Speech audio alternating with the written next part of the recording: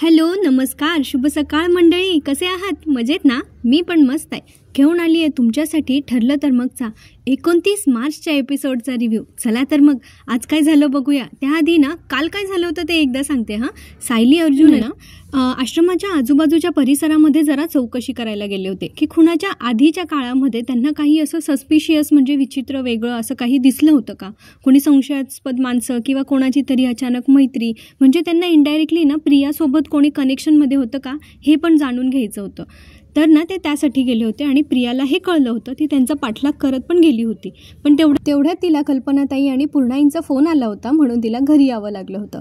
आता घरी आल्यानंतर तिने अशी नाटकं केली आहे जशी ती रविराजांकडे गेली होती आणि त्यांनी काही तिला घरात घेतलेलं नाही आहे. ती आता पूर्णा आजींजवळ रडत असते की माझ्या नशिबात तरी मला वाटतंय की बाबांचं प्रेमच नाही आहे. बघ ना, इतक्या वर्षांनी ती मला भेटली आणि आता अचानक त्यांनी मला असं परकं केलं. तेव्हा पूर्णाई म्हणतात, हे बघ, माहेर तुटणं काय असतं ना हे मी समजू शकते, पण तू काळजी नको करू. आम्ही आहोत ना, आम्ही काढतो तुझ्या बाबांची समजूत. इकडे प्रिया विचार करते की सायली अर्जुन अजून घरी का नाही आले, त्यांना आश्रमाच्या बाहेर काही तपास तर नाही लागला ना, ह्या विचारात ती गुंग आहे. आणि कल्पनाताईंना असं वाटतंय की हिच्या बाबांनी हिला हुकलून दिलंय घरातून आणि म्हणून ती काळजीत आहे. तेव्हा त्या म्हणतात, अगं बाबांच्या वागण्याचा एवढा विचार नको करूस बाळा. तेव्हा आता प्रियाला काही कळत नाही आहे इथे काय करावं, कारण तिला काही त्यांच्या गप्पांमध्ये इंटरेस्ट नाही आहे. तर ती म्हणते, माझं जरा आहे ना डोकं दुखतंय, तर मी माझ्या खोलीत जाऊन जरा आडवी होते. पण पूर्णाई काय ऐकत नाही, तर तिला हात धरून परत खाली बसवतात आणि त्यांच्या खांद्यावर जबरदस्ती तिचं डोकं ठेवतात आणि म्हणतात, नाही तू इथेच बैस माझ्याजवळ, म्हणजे तुला पण बरं वाटेल आणि मला पण. सायली अर्जुन आता आश्रमाच्या परिसरातून बाहेर पडलेत आणि ते आता अर्जुनच्या ऑफिसमध्ये गेलेत. सायली म्हणत असते की आजूबाजूचे लोक जरा काही बोलतील अशी मला भीती वाटत होती, कारण खुनाची केस आहे ना, तर आजूबाजूच्या लोकांना तर ऑब्व्हियसली हेच वाटणार की मधुभाऊ दोषी असू शकतात. त्यामुळे सायलीला कदाचित अशी भीती वाटत होती की ते काहीतरी वेडंवाकडं बोलतलेत, पण त्यांनी तसं काय बोललं नाही. त्यामुळे सायली म्हणते की तसं काही नाही झालं, याच्याने बरं वाटतंय, पण मग फारशी काही आपल्याला माहिती मिळाली असं पण मला वाटत नाही आहे. पण अर्जुनच्या डोक्यात ना काहीतरी शिस्त आहे, तर त्याला कसला तरी डाऊट आलाय. तो पुढे काय बोलतो बघा. सायली विचारते अर्जुनला, काय हो, कसला विचार करताय? तेव्हा अर्जुन सांगतो, म्हणजे त्या लहान मुलांनी जे सांगितलं ना त्यानुसार प्रिया आणि विलास हे दोघं आश्रमाच्या मध्ये गेले होते, पण मधुभाऊंनी जे सांगितलं त्याच्यावरून त्यांना साक्षी आणि विलास दिसले होते. मग प्रिया कुठे गायब झाली, प्रिया गेली कुठे? तेव्हा सायली म्हणते की प्रियाने तर सांगितलं होतं ना की ती त्या टेबलच्या मागे लपली होती म्हणून, पण अर्जुनला काहीतरी मिसिंग वाटतंय. त्यांनी तो सीन रिक्रिएट केला होता ना खुनाच्या दिवसाचा, त्याच्यात तो व्हिडिओ त्यांनी काढला होता, तो आता अर्जुन प्ले करतो आणि त्याच्यात ते परत बघतात की प्रिया नेमकं काय बोलली होती. तर तिने सांगितलं होतं की ते त्या दोघांच्या वादाला घाबरून टेबलच्या इकडे लपली होती. मग अर्जुनला शंका अशी येते की प्रिया आणि विलास दोघं एकत्र गेले होते आतमध्ये. मधुभाऊ म्हणतायत की विलास आणि साक्षी एकत्र होते, म्हणजे मधुभाऊंनी प्रियाला पाहिलंच नव्हतं. आणि मग प्रिया सांगते की तिथे विलास आणि मधुभाऊ होते.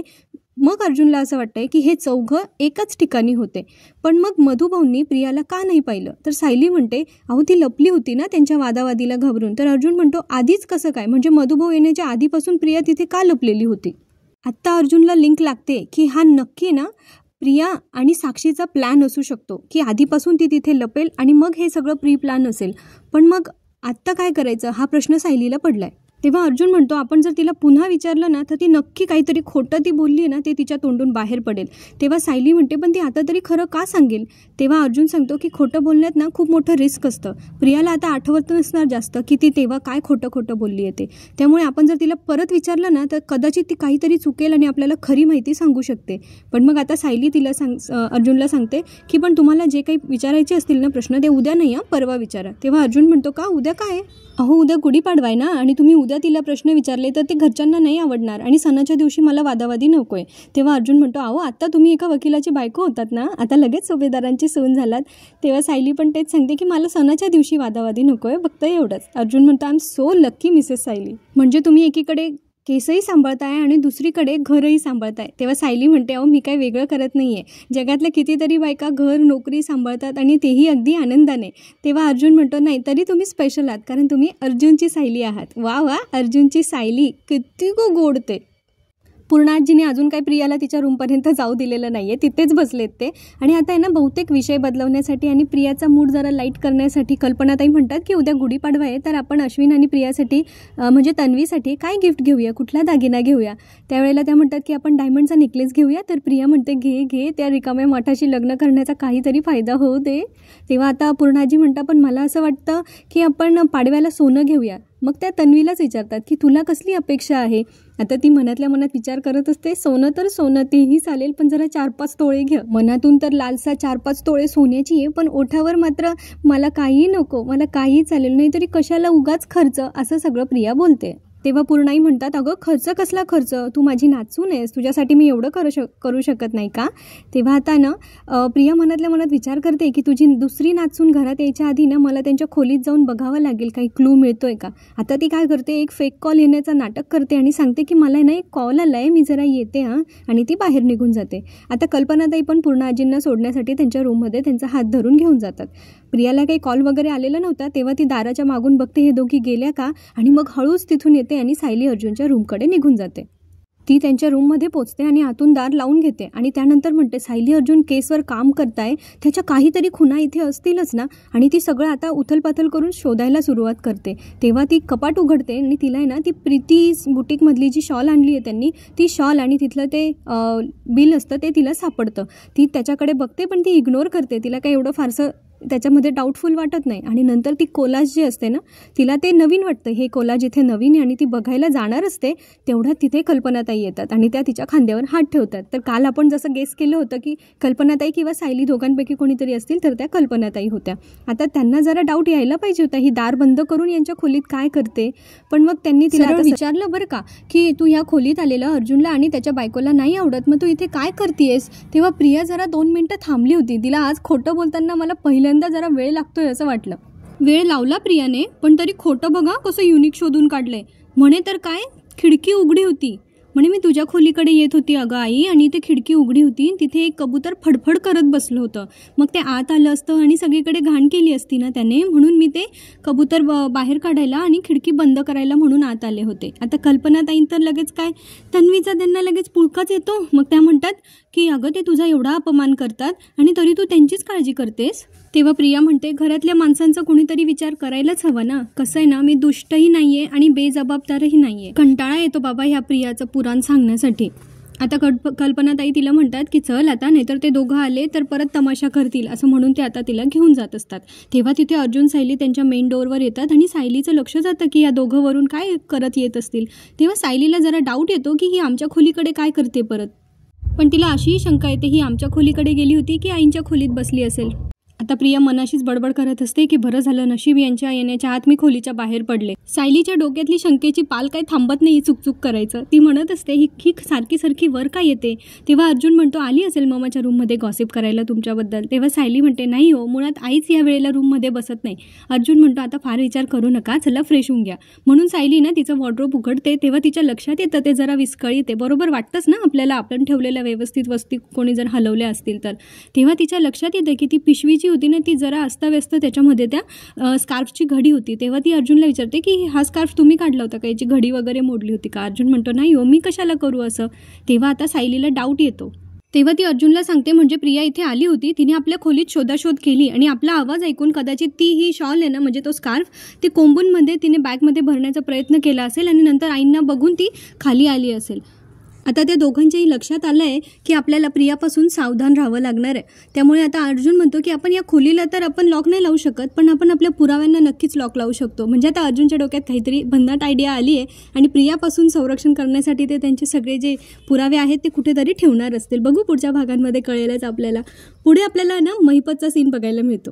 कालच्या भागात महिपतने पवार वकिलांना बेइज्जत करून घरातून बाहेर काढून दिलं. आता त्याला नको आहे ते पवार वकील, पण कारण तोही काही कामाचा नाही असं महिपतला वाटतंय.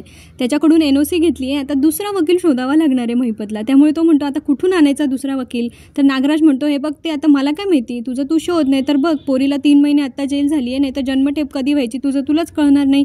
त्यामुळे महिपतने आता त्याच्या एका ओळखीच्या वकिलाला फोन केलाय. तो वकील म्हणतो, हां बोला साहेब, आज माझी कशी काय आठवण काढली. तेव्हा महिपत म्हणतो, आता वकिलाकडे काय खोबरेल तेलाची बाटली मागायला फोन करणार का. याला कुठून सुचतात काय माहिती असे उदाहरण. तेव्हा तो व्यक्ती म्हणतो, म्हणजे वकील म्हणतात, बोला साहेब मी काय करू तुमच्यासाठी. तर हे म्हणतात की माझी एक केस द्यायची होती तुम्हाला, लढणार का. तर तो म्हणतो की त्याला असं वाटतं हा बिल्डर आहे, एखाद्या जागेची केस असेल. तर तो म्हणतो की अहो ती केस मी तुम्हाला जिंकून दिलीच असं समजा. तेव्हा ते सांगतात, नाही ती केस नाही हो, माझी पोरगी ती एका खोट्या खुनाच्या आरोपामध्ये अडकली आहे, तिला सोडवण्यासाठीची केस आहे. तेव्हा तो वकील म्हणतात, म्हणजे ती अर्जुन सुभेदार लढताय ती केस का? तेव्हा महिपत म्हणतो, हां तीच केस, कधी भेटायचं बोला. तेव्हा ते वकील सांगतात की साहेब ती केस जी हरणारच आहे ती मी कशाला लढू ना, कोर्टात बातमी आहे की जवळपास अर्जुन सुभेदार आता ती केस सोडवण्याच्या जवळपास पोहोचलेलेच. आणि तो वकील असंही सांगतो की दुसरा कुठला वकील तुमची केस कदाचित घेणार नाही हरण्यासाठी. तेव्हा आता महिपत म्हणतो, आताच शेपूट घातली का? पण तो वकील स्पष्ट सांगून देतो की साहेब मी तुमची केस नाही घेऊ शकणार. आता महिपत दुसऱ्या एका वकिलाला फोन करतो आणि तो वकील विचारतो, हॅलो कोण बोलतोय? तर महिपत म्हणतो, तुझा बाप बोलतोय, महिपत शिकरे, माझी एक केस आहे, लढणार का? त्यावेळेला तो वकील सांगतो, म्हणजे ती वात्सल्य आश्रम केस का? महिपतने त्याला 113% जास्त फी त्याला देण्याचं वचन दिलंय बरं का. तरी पण तो वकील म्हणतो, नाही साहेब ती केस मी अर्जुन सुभेदारांच्या विरोधात नाही लढू शकत. नागराजला आता कळलंय की याची केस घ्यायला काही कोणी तयार होत नाहीये. तेव्हा तो म्हणतो की नकार घंटाच वाजतीये ना सगळीकडून. तो पवार वकील त्याला आपण हकलून दिलं, तो पण काही लेच्या पेच्या वकील नव्हता, पण मग तो पण काही टिकला नाही पण त्या अर्जुन सुभेदार सोबत. अहो कोणीच टिकत नाही अर्जुन सुभेदार सोबत. त्यावेळेला आता महिपत म्हणतो, टिकणं सोडा, कोणी इथं उभं राहायला तयार नाहीये त्याच्यासमोर. तेव्हा आता साक्षी महिपतला जेलमधून फोन करते. ती विचारते, अण्णा हो काही अपडेट त्या पवार वकिलाकडून काही ब्रेक थ्रू मिळाला का? इथे राहणं आहे ना मुश्किल होत चाललंय हो माझ्यासाठी. इथे सगळ्या राक्षसी बायका आहेत, हिच्या पप्पांपेक्षा राक्षसी असतील त्या बायका, बापरे काय माहिती. महिपतकडे आता बोलायला काही राहिलं नाही. तो म्हणतो, पोरी जरा तुझ्या बापावर विश्वास ठेव, मी करतोय ना प्रयत्न. तेव्हा ती म्हणते साक्षी की आता माझा तुमच्यावर पण विश्वास नाही राहिला यांना, मला माझं पूर्वीचं आयुष्य परत हवंय, मला इथून बाहेर काढा, तुमच्यासाठी जेलमध्ये राहणं सोपं असेल. आता ती तिच्या अण्णांना विनंती करत असते की मला इथून बाहेर काढा आणि त्यानंतर ती फोन ठेवून देते. तर नागराज म्हणतो की एरवी एवढा मोठा आवाज असतो तुझा आणि आता तुला एक साधा वकील शोधता येत नाहीये. त्यावेळेला आता महिपत यांना एकदम पेटून उठलाय बरं का. आणि तो म्हणतो, शोधणार असा हुकुमी इक्का शोधणार, असा वकील शोधणार ना की तो फक्त त्या अर्जुन सुभेदार सोबत उभा नाही राहणार, तर त्याच्या अशा चिंध्या करेल. म्हणजे आता कदाचित ना कोणीतरी मोठ्या वकिलाची एंट्री होऊ शकते बरं का या मालिकेमध्ये. आता ती एंट्री झाल्यानंतर यांनी मालिका अजून ताणू नये एवढीच एक अपेक्षा आहे. आता दुसरीकडे आपल्याला किल्लेदारांच्या घरचा सीन बघायला मिळतो. प्रतिमा आत्या आहे ना जरा रविराजांशी बोलण्याचा प्रयत्न करताय. त्या म्हणतात, बोला ना हो माझ्याशी. आता सुमन काकी मध्ये बोलतात की भाऊजी सणासाठी तरी राग सोडा ना. प्रतिमा आत्या म्हणतात, उद्या गुढी उभारायची आहे ना, तर त्याच्यासाठी नवीन साडी लागेल, तेवढी तरी आणाल ना. तर रविराजांना आठवतं की पूर्वीसुद्धा प्रतिमा आत्या गुढीच्या निमित्ताने हक्काने साडी मागून घ्यायच्या. ह्यावर्षी पण मी आनंदाने आणली असती असा विचार रविराज करत असतात. पण आता काही ते आणणार नाही बहुतेक असं दिसतंय. आता त्यावेळेला प्रतिमा आत्या म्हणतात, उद्या गोडाचं काय करूया आपण. पण मग सुमन काकींचा भोळेपणा इथे नडतो आणि त्या परत म्हणतात, अहो त्यात ठरवायचं काय, दरवर्षी घरी केलेल्या चक्क्याचं श्रीखंड आणि पुरी हाच बेत असतो आपल्याकडे आणि सुभेदारांकडे. आता सुभेदारांचं नाव ऐकल्यावर पुन्हा रविराज भडकतात. पण प्रतिमा आत्या म्हणतात, नाही श्रीखंड वगैरे नको करूयात, मी त्यापेक्षा पाकातल्या पुऱ्या करू, चालेल का? रविराज म्हणतात, मुलीचा लग्नाचा निर्णय घेताना मला विचारलं होतं का? मग या किचनमधल्या छोट्या गोष्टींसाठी मला विचारण्याचं नाटक कशाला करताय? नाहीतरी माझ्या मताला कुठे किंमत आहे या घरामध्ये. दुसरीकडे आता प्रिया आडवी पडली आहे बेडवर आणि ती आता विचार करते की कल्पना जर वेळेत आली नसती ना तर माझ्या हाताला नक्की काहीतरी क्लू लागला असता. आणि मग तिला आठवतं की तिने बॅगमध्ये ती शॉपिंगची बॅग बघितली होती आणि ती म्हणते, 2000ची शॉल, लायकी आहे का 2000चा स्कार्फ वापरण्याची या सायलीची? तशी प्रियाची काय लायकी आहे बरं? वरून म्हणते, या सायलीला तसे रस्त्यावरचेच कपडे शोभून दिसतील. आणि मग तिला आहे ना, तेव्हा तिने लक्ष नाही दिलं होतं बरं का की ते प्रीतीज बुटीकमधला स्कार्फ होता आणि आत्ता तिला ती ट्यूब पेटली आहे. मी म्हणते ना, ही प्रिया तशी हुशार आहे. हिने ना जर योग्य जागी डोकं लावलं असतं ना तर सक्सेसफुल झाली असती. प्रियाला आता त्या बुटीकचं कनेक्शन आहे ना साक्षीसोबत असल्याचा डाऊट यायला लागला आणि ती म्हणते, सायली नेमकं त्याच बुटीकमध्ये कसं काय गेली, काहीतरी गडबड आहे. तेवढ्यात आहे ना प्रियाला महिपतचा फोन येतो. प्रियाने मगाशी महिपतचे फोन घेतले नाही ना म्हणून तो चिडलाय आता तिच्यावर आणि तिला म्हणतं, काय झोपा काढती का काय, का नवीन नवऱ्यासोबत गुलू गुलू गुलू गुलू गुलू गुलू बोलती, माझा फोन घ्यायला काय प्रॉब्लेम आहे तुला? हां, महिपत पुढे तिला म्हणतो, काय त्या सुभेदारांच्या घरी नुसतं हादरती का काय? तसं असेल तर मग माझ्या 2-4 बंदुकीच्या गोळ्या पण खा, म्हणजे कायमचं पोट भरेल तुझं. आता प्रिया म्हणते, मी काही ते फक्त खात नाही आणि झोपा काढत नाहीये, मला एक हिंट मिळाली. तेव्हा इंग्लिशचा बट्ट्याबोळ असलेला महिपत म्हणतो, हिंट ते काय असतं? तेव्हा प्रिया म्हणते, म्हणजे ना मला त्यांच्या रूममध्ये एक सापडलंय की एक बिल आणि एक पिशवी सापडली ज्याच्यामध्ये स्कार्फ होता जो प्रीतीज बुटीकमधून घेतला. तेच बुटीक आहे ज्याचं कार्ड साक्षीच्या याच्यातून खुनाच्या इथे सापडलं होतं. त्यावेळेला नागराज म्हणतो, हे त्या बुटीकपर्यंत जाऊन पोहोचले म्हणजे नक्कीच चौकशीसाठीच गेले असणार. तेव्हा महिपतला काय ते पटत नाही. तो म्हणतो, हा योगायोग पण असू शकतो, अजून काही दुसरी माहिती मिळाली की नाही? तेव्हा प्रिया पहिले म्हणते की नाही आणि मग तिला एकदम आठवतं, नाही ते लोक आहे ना आश्रमाच्या आजूबाजू चौकशी करत होते. मग महिपत म्हणतो, काही कळलं का त्यांना? तेव्हा ही सांगते की नाही कळलं अजून. मग तो म्हणतो का अशा अर्धवट बाता नको आणत जाऊ, काहीतरी पूर्ण व्यवस्थित सांगत जा. प्रिया महिपतशी बोलतच असते तेवढ्यात तिचं लक्ष जातं की समोर साक्षात अश्विन येऊन उभा आहे आणि त्याचे एक्सप्रेशन बघून तर असं वाटतं प्रियाला जसं काही त्याने सगळं काही ऐकलंय. पण मग तो नंतर म्हणतो का गं मला बघून एवढं का घाबरलीस, काय झालं. तेव्हा ती टाळाटाळ करते काहीतरी. मग आता अश्विन तिला सांगतो की डोळे बंद कर आणि हात पुढे कर. ती म्हणते काय ह्याचं. पण आता तो आहे ना त्याने तिच्यासाठी छानपैकी लाल रंगाची साडी आणली आहे. याचं आहे ना कधीपासून लाल रंगाच्या साडीचं प्रेम उतू चाललं होतं. दिली बाबा एकदाची याने ती लाल रंगाची साडी. आता तो प्रियाला सांगतो मला ही साडी नेसून दाखवशील ना. तेव्हा ती मनातल्या मनात विचार करत असते मी महिपतशी बोलताना तू ऐकलं नाहीस हेच खूप आहे रे बाबा माझ्यासाठी. आता एक काय अशा 4 साड्या नेसून दाखवेल तुला. सायली इकडे विचार करते की प्रिया आणि साक्षीची मैत्री होती याचा काहीतरी पुरावा आपल्याला मिळायला हवा होता. पण आज आश्रमाच्या आजूबाजूने पण त्यांना काही ठोस पुरावा काही माहिती मिळाली नाहीये. म्हणून सायली जरा अपसेट झाली आहे. पण आता अर्जुन तिला मोटिवेट करतोय. नवरा बायकोचं नातं असंच परफेक्ट पाहिजे. म्हणजे जिथे एक कमी पडला ना तिथे दुसऱ्या बरोबर त्याची जागा भरून काढली पाहिजे. आता अर्जुन आहे ना सायलीला समजावत असतो की तुम्ही माझ्या बायकोला ओळखता का. सायली खूप गोड आहे, खूप क्यूट आहे, कधी कधी माझ्यावर टीचरगिरीसुद्धा करते. एकदा या टीचरच्या लेसनमध्ये मला शिकायला मिळालं होतं की कधी कधी ना वाईटातून पण चांगले होत असतं, फक्त आपण ते नीट शोधून घ्यायला हवं. तेव्हा सायली म्हणते बरं मग तुम्ही तिच्या या धड्याचा कसा उपयोग करून घेतला. तेव्हा अर्जुन सांगतो की तन्वी या घरात राहायला आली आहे. ही गोष्ट तर वाईटच झाली आहे. म्हणजे ती आपल्याला त्रास द्यायला आली आहे हे तर कन्फर्म आहे. पण त्यातून चांगलं असं होणार आहे की आधी ती वेगळ्या घरात राहायची त्यामुळे ती कोणाशी बोलते कुठे जाते याच्यावर आपल्याला लक्ष नाही ठेवता यायचं. पण ते लक्ष आपण आता ती इथे राहत असताना करू शकतो. आता सायली म्हणते हां म्हणजे आता तुम्हाला या धड्यामध्ये 100पैकी 100 गुण मिळालेत. आता चला त्यांच्यातलं सॉर्ट आउट झालं आहे. ती रात्र संपली आहे आणि आज गुढीपाडवा आहे यांच्या घरी आणि सायली सकाळी लवकर उठली आहे. बहुतेक आज प्रियाची रांगोळीवालीने दांडी मारली आहे, तिने रांगोळी नाही काढली आहे म्हणून सायलीने छानपैकी सगळी सजावट पूजेची तयारी करून ठेवली आहे. कल्पनाताई बाहेर येतात आणि सायलीला एवढी सगळी तयारी करताना बघून त्यांना काही फारसा आनंद झालेला नाहीये. कारण त्यांना तर हा पाडवा त्यांच्या नवीन सुनेसाठी स्पेशल हवा आहे ना. मग तिने सगळी तयारी केली असती तर तिचं कौतुक झालं असतं. पण सायलीने करून ठेवलंय. आता त्यांनीच सांगितलंय तिला जबाबदारी घ्यायला म्हटल्यावर ती तर करणारच ना. पण आता कल्पनाताईंना काही फारसं आवडलेलं नाहीये. त्यांनी फक्त बघून घेतलं आणि तिथून वैतागून त्या निघून गेल्या आहेत. पण सायलीला त्यांच्याकडे काही तिचं लक्ष नव्हतं. तिने छानपैकी आपापली तयारी मस्त पूर्ण केली इथे. आणि पाडव्याच्या तयारीसोबतच आजचा एपिसोड इथे संपलेला आहे. आता पुढच्या भागात त्यांनी आपल्याला असं दाखवलंय की सायली अर्जुन प्रिया आणि साक्षीचं कनेक्शन शोधून काढण्यामध्ये आता बिझी आहेत. अर्जुन सायलीला विचारत असतो की प्रियाचा असा कुठला फ्रेंड्सचा ग्रुप होता का किंवा त्याच्यातलं कोणीतरी साक्षीला आणि प्रियाला कधीतरी एकत्र पाहिलं असेल. तेव्हा सायली सांगते की तिचा असा ग्रुप वगैरे असा काही नव्हता. पण तिचे सगळे मित्र वगैरे ना हे बाहेर भेटायचे. ती घरी काही फारसं कोणाला आणायची नाही म्हणजे आश्रमामध्ये. तर बाहेर ना SK रोडवर एक जुना कॅफे आहे आणि ते बऱ्याचदा सगळे तिचे फ्रेंड्स तिथेच भेटायचे. बहुतेक साक्षी आणि प्रिया तिथे भेटले असतील कधीतरी. आता हे जातील बहुतेक त्या SK रोडवरच्या कॅफेमध्ये. बघूया आपल्याला पुढच्या भागांमध्ये आता बघायला मजा येणार आहे. आणि तो वकील कुठला आहे हुकुमी इक्का ते पण कदाचित आपल्याला काही एपिसोडमध्ये येईलच. महा एपिसोड किंवा काहीतरी प्रोमो असा नवीन एक्साइटिंग. आणि मी तशा अपडेट्स देईलच तुम्हाला. तोपर्यंत चॅनलला सबस्क्राईब करायला विसरू नका. व्हिडिओ आवडला असेल तर लाईक शेअर करा. पुन्हा भेटूया पुढच्या भागामध्ये. तोपर्यंत आनंदी राहा, हसत राहा, आपली आणि आपल्या प्रियजनांची काळजी घेत राहा. आयुष्य खूप सुंदर आहे. मस्तपैकी जगत राहा. पुन्हा भेटूया. धन्यवाद.